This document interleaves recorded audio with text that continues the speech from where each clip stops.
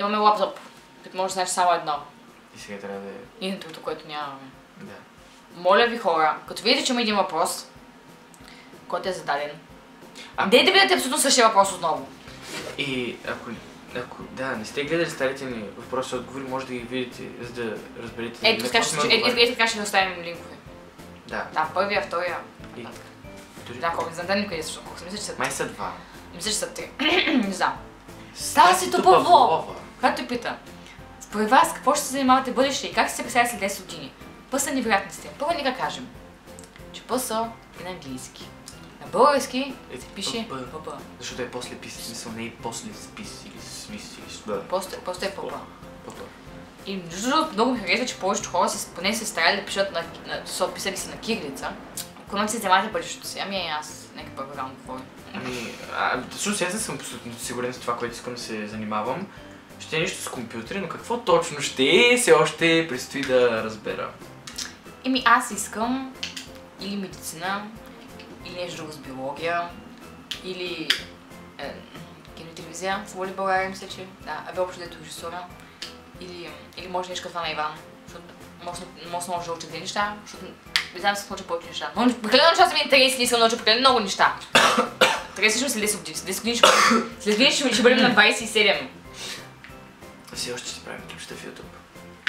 Знаеш ли, че мен ме е родила на 27? Тогава ще е време. Няма! Адриана Николова.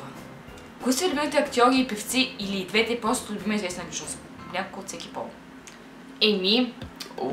Хора, аз мразя да избирам за любими известни личности. Известни личности трябва да са певци или... Гари Олдман. Майкъл Фасбендър. Малко с акцето.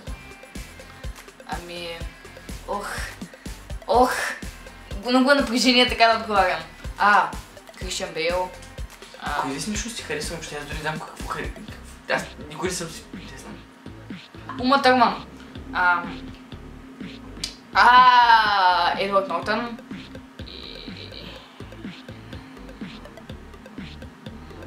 Да, мисля, че е доста обстойно това. Аз харесвам себе си. Бях само чудо сега. Габриела Капанджиева пита какво бихте искали да работите, какво мислите за новата песен на Христо. Първи въпрос вече отговорихме, поради който трябва да ми не зададете някакви въпроси. Мисля, песента на Христо.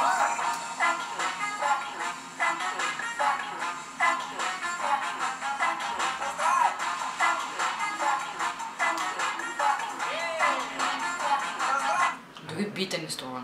Мисля, че тази песен е толкова хубава, че заслужава... Лукия Зуик. Обаче. Момчил Бонев ви пита какво бихте избрали да направите компютърна игра или анимация с вас? Може би анимация. Защото...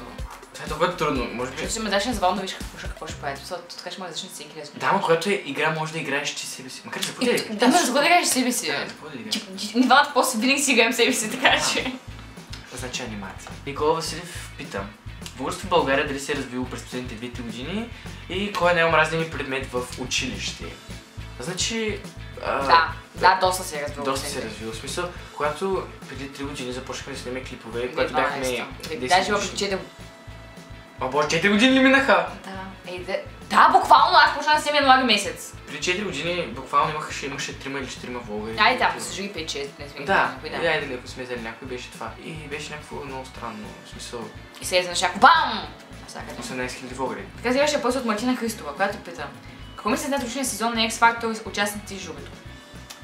Нито един от нас не е гледал X-Factor. Сега ще ви кажем една тайна. Абсолютно всичко в това комерциално предаване е нагласено и абсолютно няма смисъл да гледате как се разменят парички. И хората, които печелят, дори да имат талант да пеят, дори да стават за певци, ги правят някакви комерциални певци и нещо сорт на Герни Хол, изкарват 2 песни и после това е. Деница им това опита.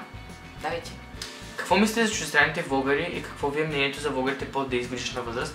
Чуждестранните влогъри са баси пичовете и аз главно следя чуждестранни влогъри. То се отнася за 10 годишните. Значи, то не е още за повзето, да. То ни от 12. Вижте сега, и ние сме го правили това нещо да снимаме клипове като малки, но поне се осъзнахме и спряхме да снимаме. Да, и спряхме да снимаме, бяхме на 12. Да. Изчакахме малко време и почнахме да снимаме чак миналата година. Няма никакъв проблем, нали, снимайте си някакви клипове, ма не е нужно да ги качвате или като ги качите, просто не ги публикувайте. В смисъл, не правите да се скрите, може само ви да си ги гледате. За това някой се интересува какво наистина ви има в чаната. Да. Владислава Мандалова казва: много сте яки, обичам ви и откъде сте, на колко год и с колко свършихте.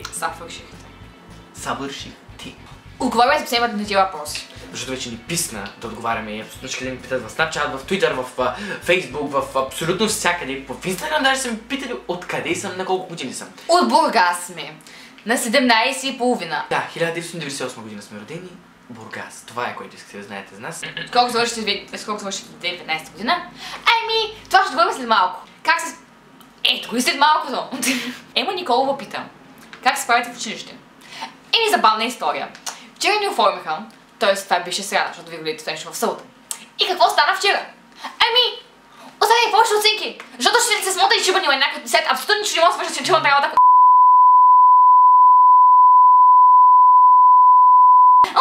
О, ти знаеш, а нека да се бъдеш, че си малумник. Симеон Златев пита: акати ли? Всъщност искам да ви кажа една тайна.